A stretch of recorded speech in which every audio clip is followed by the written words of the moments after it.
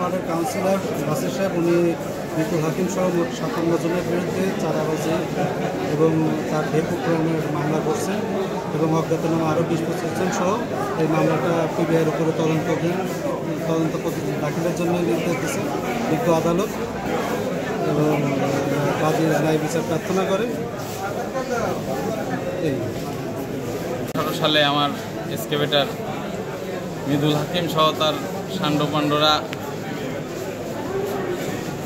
মিছিল দিয়ে যে পুড়ায় ফেলে, সেই সময় নির্বাচন মুহূর্ত ছিল, সংসদ নির্বাচন মুহূর্ত ছিল।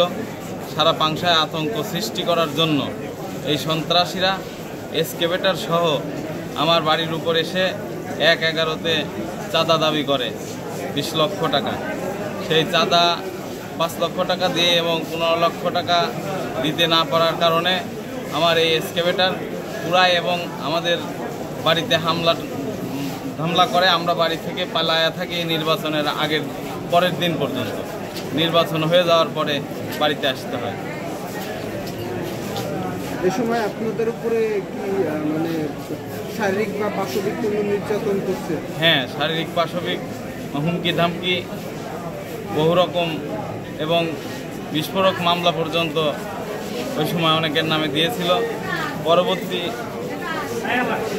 পরবর্তী নির্বাচনে এসে আমার নিজ নামেও দুইটি বিস্ফোরক মামলা দিয়েছে এই সন্ত্রাসীরা। এদের ভয়ে ওই সময় মামলা করতে পারে নাই। এই সময় সুশাসনের দেশ গড়ার লক্ষ্যে সুশাসন তৈরি হচ্ছে, এই জন্য এখন মামলা করে সুষ্ঠু বিচার দাবি করছে। বাড়িঘর ভাঙচুর করছিল? আমার বাড়িঘর ভাঙচুর করে নাই, পুলিশ দিয়ে রাতের অন্ধকারে আধা ঘন্টা ধরে দরজায় গুতানো এবং লাথি মাথি দিয়ে বাড়ি ঘিরে রাখছিল। এই সময় আমরা আতঙ্কে বাড়ি ছাড়া হয়ে গেছি। এখন আমি আশা করি এটা ন্যায় বিচার পাবো। এই আলামত এক্সকেভেটর পুরানোর যে এক্সকেভেটরটা এখনও আলামত হিসাবে আমি আমার জায়গায় রেখে দিয়েছি।